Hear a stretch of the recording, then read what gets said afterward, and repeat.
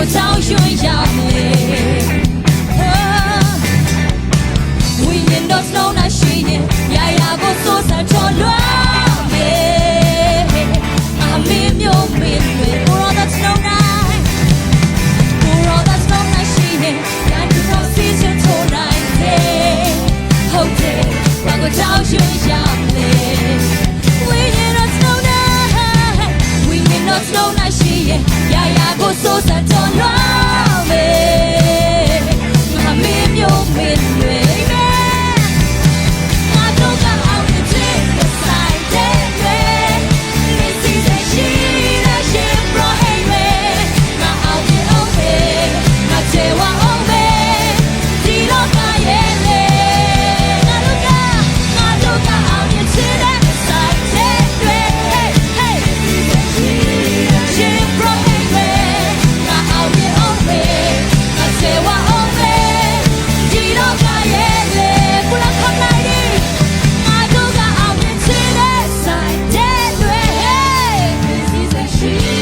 Ship